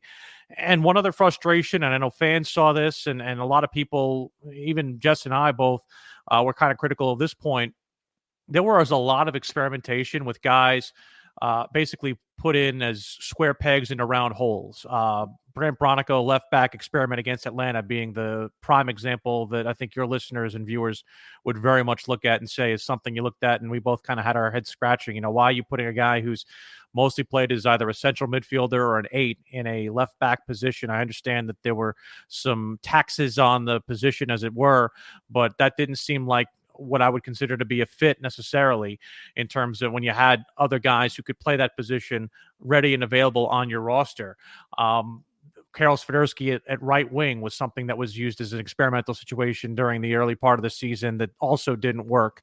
And it just seemed to me that he kept on trying to force feed guys into situations where, and this was one of the words that was said by the sporting director in the report I mentioned with Carol Walton, where they were set up to fail. And that's a part where I feel like the reasoning behind the firing is that they felt like he didn't necessarily feel like he gelled with this group of players, and the players didn't gel with the system that he was trying to implement. And as a result, it led to a lot of, I think, defensive miscues. There were a lot of zonal marking issues, especially late in games, in terms of, they almost felt like they were in two minds. They almost kind of wanted to push forward, but then also bunker in terms of they were trying to do two things at the same time, and it led them almost getting stretched out too far in the back. I think he was somebody who, especially early last year, was criticized with bunkering too early. And I think he almost took that criticism as to, that means now we have to go for it even when we're up a goal. So I do feel like it was a scenario where you have a coach who's in his first head coaching job and he's throwing everything at the wall. And I think he filled the players almost with kind of almost too much information at times. And as a result, it was a scenario that just did not fall in the players' favor when they were on the pitch. And yeah, you can look at the players tactically. A lot of it was individual from an error standpoint, but it's easier to get rid of the one man at the top, as we always say in sports, John. It's always easy to get rid of the one man as opposed to getting rid of 11 or, one guy individually here and there. And I feel like the sporting department felt like, at least from their standpoint, that they kind of felt like they had reached their ending point with Lattanzio. So now, as we discuss that plate of spaghetti being thrown on the wall and trying to turn it into a Picasso here, the future, when it comes to players staying going, turnover, all of these kinds of things, for folks that have not been following the day-to-day like you have, I know that the beacon of this is Swiderski and trying to figure out what his future is. How different would you anticipate this roster being with a new coach coming in as this added dynamic here for 24?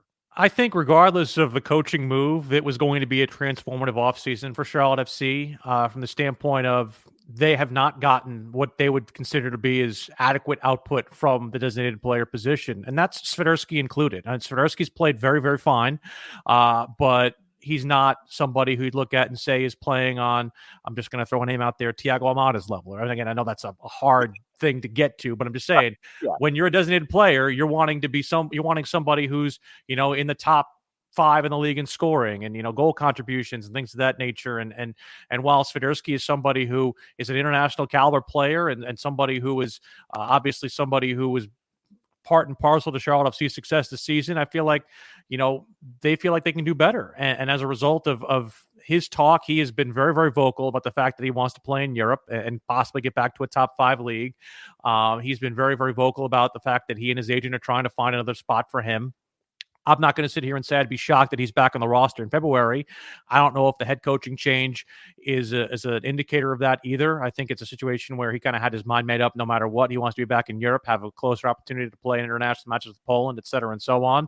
I think it's very fair that they at least move on from one, maybe not 2 DPs in the offseason, just because of the fact that they want to increase the output you get from that position.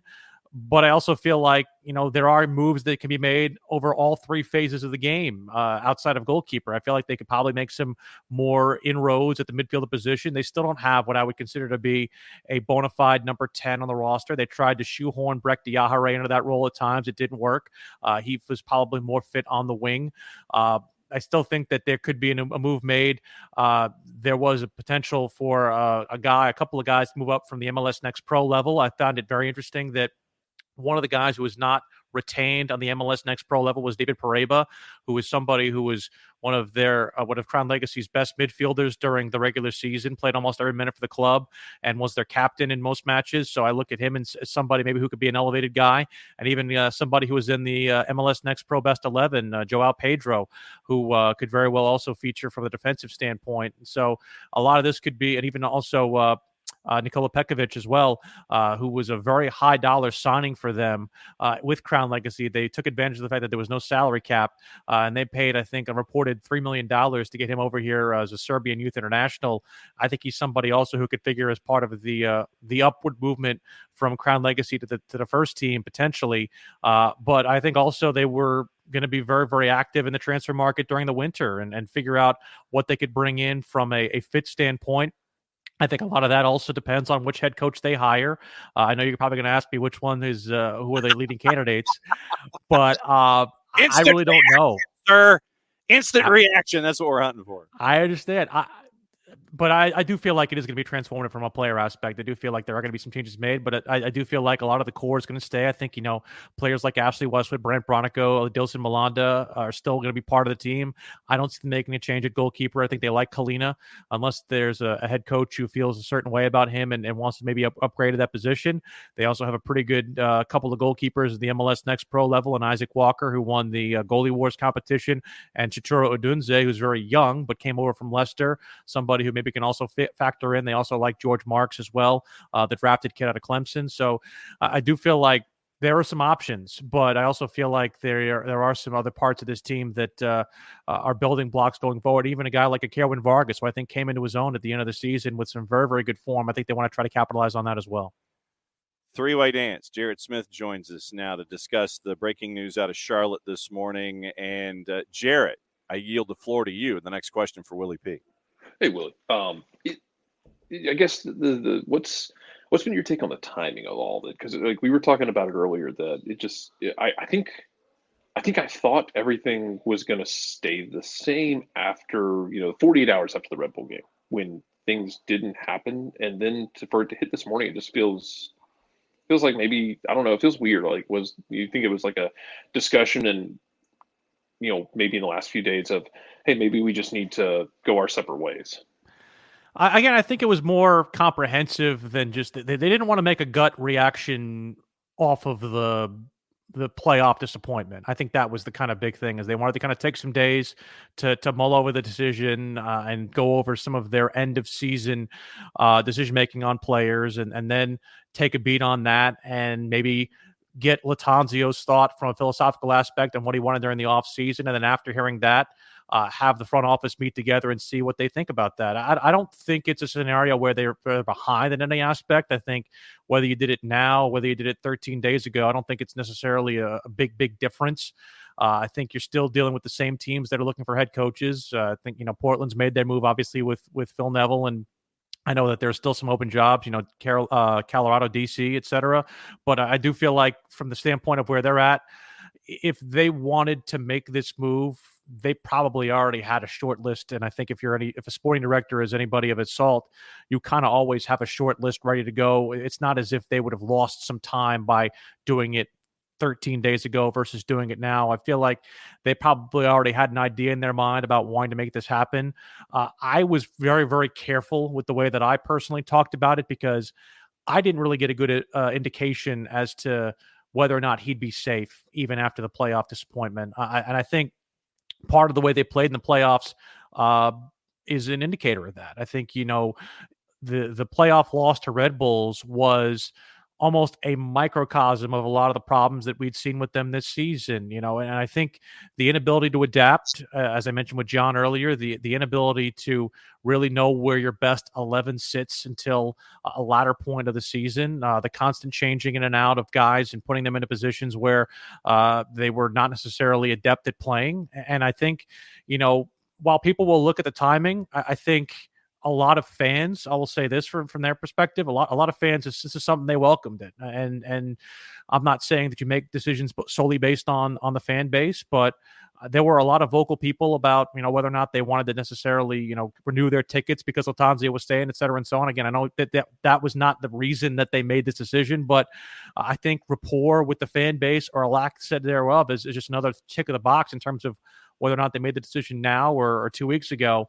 And I also think too, Jarrett, that, the feeling is that, with a lot of established clubs, your Barcelonas, your Real Madrids, you're playing in a system there where you have identities. And Charlotte had really failed over the first two seasons to really establish a defined identity. And what defined identity they had established was the 25 points dropped in winning positions. And that's the part that I feel like they wanted to try and get away from that narrative as much as possible. And I also think, too, that they want to get a coach in here that players are going to want to come play for. It's not necessarily Lattanzio is a bad person or as a bad coach or whatever, but I don't know if he's necessarily attracting, a big money player to this organization, and whether or not they can actually hire that man, whether that person exists, I think remains to be seen. But I think you'll see the way they go through their coaching search. I'm not saying you 100% browbeat, we want somebody with head coaching experience or major head coaching experience, or we want a name, we want a splashy hire. But I think the way they'll go through this search, at least from a speculative aspect, is that they will probably insist on somebody who is going to bring a certain level of player here from an attractiveness standpoint that they couldn't get with their previous head coach. But don't you also, and this is the balance, I guess, that we're staring at here, is that you've got to win the press conference, especially for a young team and a club that is trying to fill up a rather large stadium. And then you risk that whiplash of, if the guy that you had was, pardon my French, a hard ass, and I might have just earned our explicit rating for today, then you go to the players coach and you risk that 180-degree whiplash in trying to figure out, okay, if coaching philosophy and personality A did not work, then obviously we have to go the other direction to see if that works. So there's a lot of things in play here, personality whiplash and winning the press conference too. I don't disagree, John, and it's a dynamic scenario, right? And the tenor of a locker room is a very delicate thing. We saw it obviously come to a head during the first head coach's tenure with Charlotte FC, Miguel Angel Ramirez, and that there were some issues that were very highly publicized after the fact. And while people were surprised on the outside of the move that was made there, I don't think they were surprised once they saw the things that came out about why that move was made. And you and I have talked about those in various indications and various ways. But I think this is a scenario with Lattanzio where you also, I don't want to say you kind of had that same feeling. I don't think that's the same. I don't think those two were necessarily connected and correlated, but I think players are going to want to play for a head coach who gives them an opportunity of belief and a belief in their ability to make them win. And I think anybody is going to have an open mind in terms of, okay, somebody's going to come in here new with new philosophies. I don't think you completely throw the baby out with the bathwater because you have players that are fit to fit a certain system. But I also feel like there were players who were brought in and didn't fit the system the way that I feel like Christian Lattanzio was trying to make them fit in. And so I think they've got to gauge the right balance between somebody who's going to obviously be an attraction for players, but also somebody who is going to fit the players who are existing with this current system, because it's not like you can go out in this league. And I know that this league is known for turnover, but it's not like you can go over and turn over 20 players in a 30-man roster. It just doesn't work that way, especially with the given the salary cap restrictions, et cetera, and so on, and all the way the deals work. And that's so you have to find somebody who's at least going to be able to work with these players. And that's the one part about this move that I think is incredibly challenging for the sporting department is how do you serve both of those masters, so to speak. Jarrett, go for it. As far as looking for guys to fill that spot, and how much, I guess, because I think this is something that people give different answers on, but how much of it for you is it important to have that familiarity with MLS because it is such a unique league to different coaches who come from all over the world versus somebody who might have experience within the league itself, because it's such a weird animal? I think it's definitely a factor. I think Miguel Angel Ramirez, one of our conversations that we first had, he and I together, kind of the first interview, and I asked him about that, and he was very candid about the fact that the league has some barriers for coaches who have not coached in it before, and the rosters aren't necessarily as plentiful from a downstream aspect that they are in some of the leagues in South America and Europe where he's coached. And while that's improving with MLS Next Pro and the player pathway is something that is now being, I think, looked at a lot more carefully by the way Major League Soccer is legislating itself, I think that there's still limitations. And as a result, You need somebody who is familiar with those limitations and familiar with those avenues in order to try and get success. And I'm not saying that MLS experience is a 100% determiner, but I mean, you saw Portland with with Phil Neville, rather. I mean, I think that was one where you look at it on the surface and say, how does that fit? But when you go a little bit deeper, you go in there and you say, okay, this is a well-established organization that wanted to hire somebody who knows what it's like to manage in Major League Soccer, and maybe got a bit of a raw deal in Miami because of what was on the coming down the pike with Messi, et cetera, and so on. And as a result, maybe it's a situation where you go out and you resurrect somebody's career there. Am I saying, do you want to hire somebody who's a recycled MLS manager right away? No. If you can find somebody who has either got, European experience or South American experience and wants to try their hand at the league, I think you go into that with open arms, but also with the understanding that, hey, this isn't exactly a league where you look at and you say you can have a full run of it. You can do that with up to 3 players, but you also have to build a core. And I think that's the one thing that the sporting department will tell you right away. Zoran Corneta has said this on multiple occasions. He said that, they didn't really value MLS experience as something that was, 100% absolutely needed from not just a understanding of the rules standpoint, but even going down to the players who are understanding how the league works. And I think that's the part of it that he would concede that, they probably didn't necessarily value at the beginning, but now they certainly value it now. I think you look at the way that they went about their business during the last couple of transfer windows, and they've tried to find players with MLS experience, and they've brought guys in here who know the league and know how to play in the league. And as a result, I think that they're better for it. But at the same time, just trying to pigeonhole yourself and say, oh, we got to go hire somebody who's got MLS experience, I don't think you're casting a wide enough net. And I do feel like they're going to cast a wide net in terms of the way this search is going to go. And wrapping up with Will Palasczuk, play-by-play voice of Charlotte FC here on SDH with the breaking news out of Charlotte. Christian Lattanzio, parting of the ways with Charlotte FC. You're already getting a groundswell on the Twitch pitch of some suggestions. One suggestion, don't hire Adrian Heath, but Gio Savarese to Charlotte. Since Gio's out on the market, we mentioned the idea of MLS managers who know the landscape and everything. Gio to Charlotte, and Gio's getting a groundswell of likes here in the Twitch pitch early in the morning. I mean, that's an attractive option. It definitely is. Having seen what he's done with Portland, I mean, I'm not 100% against I'm at the point right now where no idea is a bad one for me, John. I'm again, this firing is literally only 2 hours old. So I'm all for good ideas. Now that's what we're doing. We're trying to get results into that market. Absolutely. I do think that this is going to come rather swiftly. I mean, I wouldn't be shocked if they have somebody in place within the next month. I don't think they want to go into the winter transfer window without a head coach. So again, I think that's going back to Jarrett's question.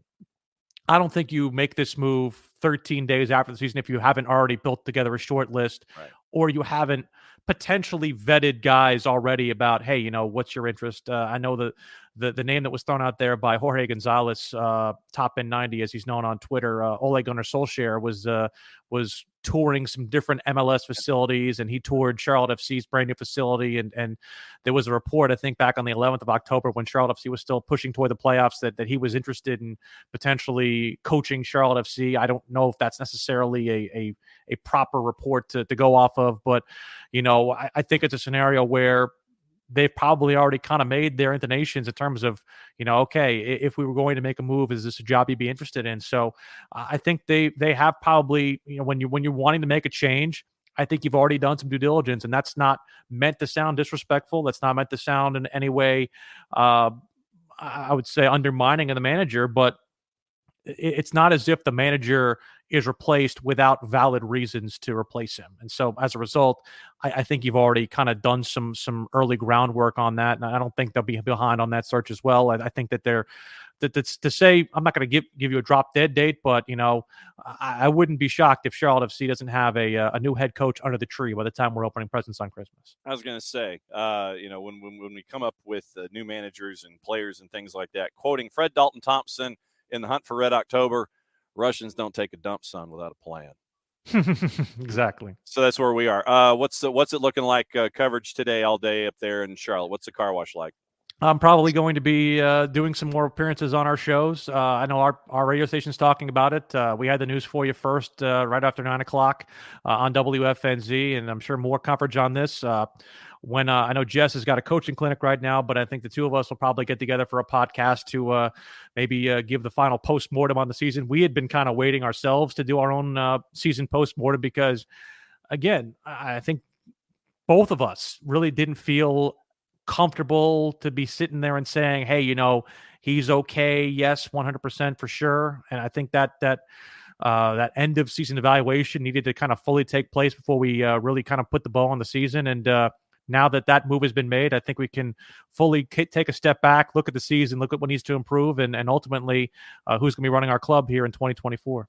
Looking forward to it. Will Palasczuk, play-by-play voice of Charlotte FC up there at WFNZ. Thanks for dropping in on short notice with the breaking news out of Charlotte this morning.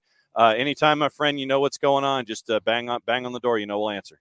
Thank you, John. Thank you, Jarrett. Appreciate you guys. There we go. Will Palasczuk, Willie P. Style on the Twitters and the 280-character app, and he's breaking things down. So, Jarrett, Charlotte's going to be Charlotte's interesting. Like I said, we talked about it in hour number one, and this is going to be, do you go with the names that we have been seeing in the timeline this morning, the MLS folks with experience, and somebody who coached the Greenville Triumph, who knows the area, he's also available too. That's a part of this discussion. He is. I still think it's DC United with Harksty, though. Who's going to be the first one to call Danny Cruz? Yeah. Who's going to be the first one to pick up that phone and call Danny Cruz? See, now that would be the move for me. And I give but the thing is though, is that you've got to give Danny the tools to be successful, and it's got to be done in his manner. He's used to having experienced players doing things a certain way, but you also have the mix with like the Joshua Winders and such. Danny's got a set way of doing things. I just wonder what those conversations might be like there at Bank of America Stadium with Zoran Corneta, David Tepper in that front office. Yeah, man, it's going to be interesting to see how they find that fit. Yes. Because it's the third manager in 3 years. You got to get something to stick. Yes, that is absolutely true. That would work.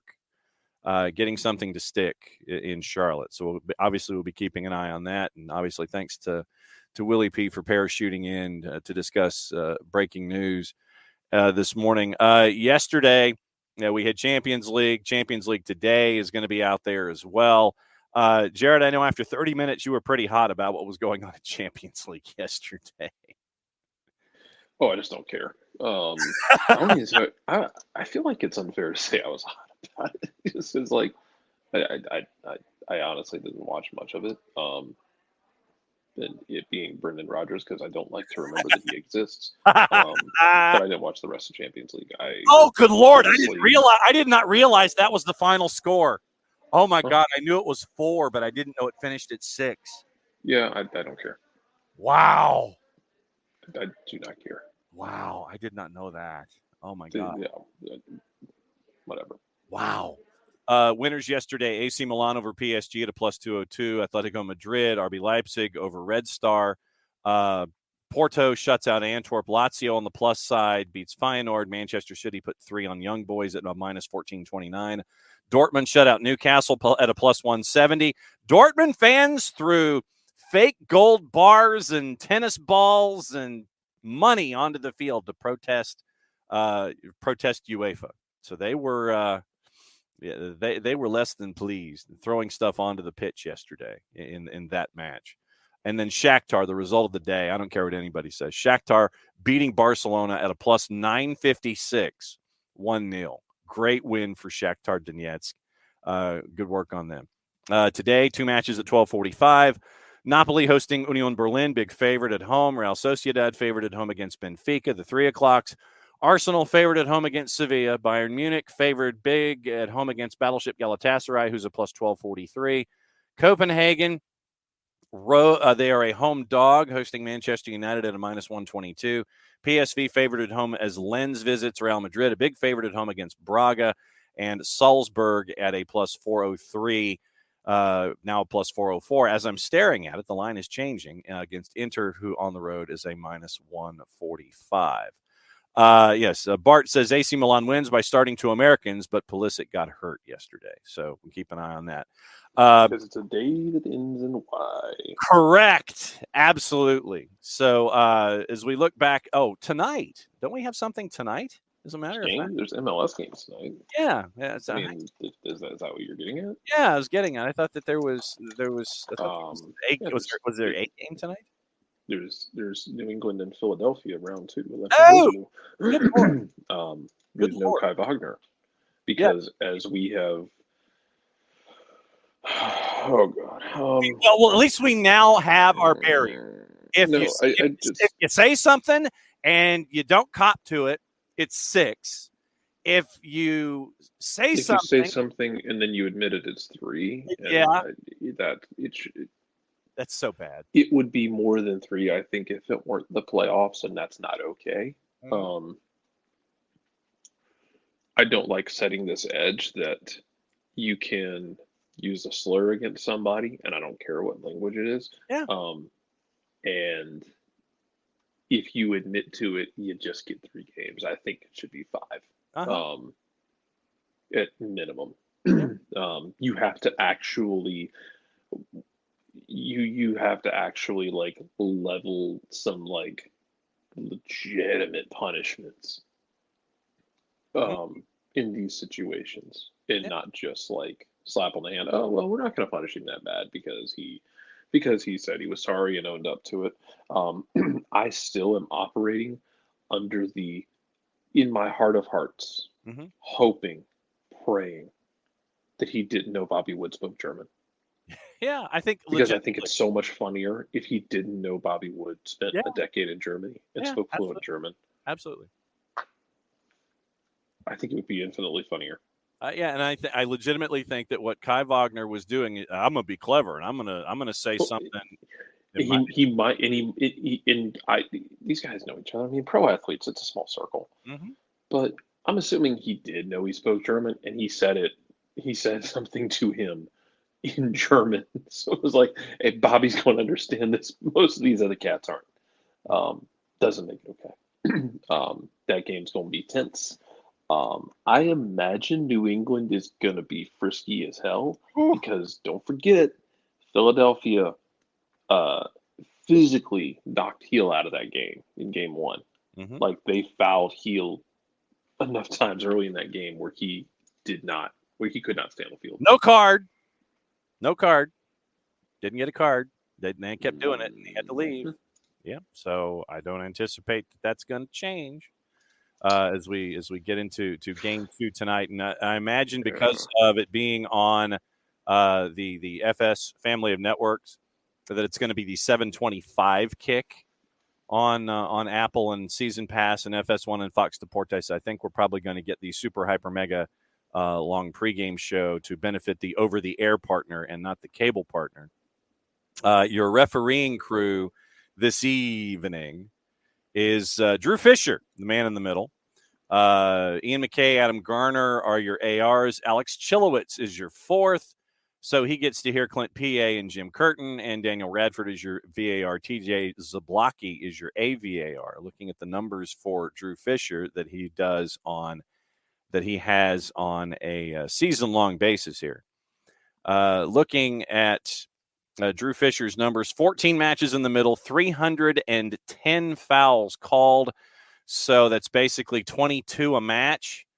47 yellow cards, so that puts him at 3.36, kind of on the lower end of the scale. He has been known to flash a red card. He has flashed 3 red cards in the 14 matches that he has been in the middle. He should get a chance to, especially if this goes to 3 games.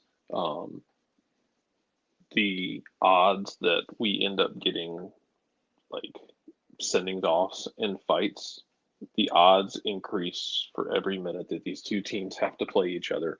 Like I said before, this is kind of like the no-show in Shoresy, mostly because nobody wants to play Philadelphia 3 times in the span of like 15, 16 days. Yes. Nobody wants to do that. No. It's not healthy. No. No, it is not. Ricky goes, if Bobby Wood didn't know German, would anything have happened? Probably not. I'm guessing. Yeah, I don't think so. I mean, like I said, that's me thinking out loud. But the one match tonight, and obviously we'll talk about it tomorrow. Right now, remember that the series is in the upper part of the bracket. Philadelphia won Game 1 3-1, so they have a 1-0 series lead. Game 2 is tonight. Game 3 is supposed to be TBD, and they're saying it's going to be the afternoon game. If it goes to a Game 3 on Sunday, it would be the afternoon part of the day-night doubleheader involving Atlanta United and their visit to Columbus. And Philadelphia, England would be your day part of the doubleheader. And I will die mad that I feel like MLS has undersold this Atlanta-Columbus series. But it's a 3-6, Jared. It doesn't matter. Styles make fights. You have 2 games where the score lines were, kind of weird. And where the, results were kind of weird. Like Atlanta got, knocked around and didn't do anything in Game 1, and Columbus looked really good. Then you came into Game 2, backs against the wall. Atlanta, like in the middle rounds here, the Russian was cut repeatedly. He's bleeding. He's a man. But the Columbus is going to go back to their corner, and they got a real good cut man, and they got a real good strategery going on. They do with Wilfred Nancy. Game 3 should be a blast, however it ends. Absolutely. It should be a lot of fun. Yeah. Also, we have I forgot they have that stupid Miami NYC game Friday night. Yeah. Noche d'Or. The Noche d'Or. So good for them. TV today, ACC Network's got the men's tournament doubleheader 6 and 8. CBS Sports Network's got Champions League Salzburg and Inter at 3. FS1, remember, part of the simulcast. Fox Deportes, Apple. It is on the season pass side. New England and Philly. Galavisión has Bayern Munich and Battleship Galatasaray at 3. Gold TV has Técnico Universitario LDU Quito at 7 out of the Ecuadorian Primera. 2 to NA doubleheader, Real Sociedad Benfica, Arsenal Sevilla, Unimas, simulcasting Real Sociedad Benfica, Univision simulcasting Arsenal Sevilla. ESPN, a bunch of men's college tournaments, Missouri Valley underway, Ohio Valley, America East, WAC, A10, Sun Belt, Ohio Valley, America East, and the WAC. Paramount Plus has already started your AFC Asian Champions League action for you true degenerates. Started at 4 o'clock this morning. Ended when we went on the air. They've got all the games in Champions League on Paramount Plus. Argentine Primero, San Lorenzo, Boca Juniors at 5. 6 games in the Brazilian Brasileiro. Doubleheader at 5. Tripleheader at 6. Flamengo Palmeiras at 7:30. Victor simulcaster for the Champions League. Jared, it's been a full show. Take us home. Mucho to y'all. What he said. End of the show. That means we get to do this. We'll be back at it again 9:05 tomorrow morning. Promise.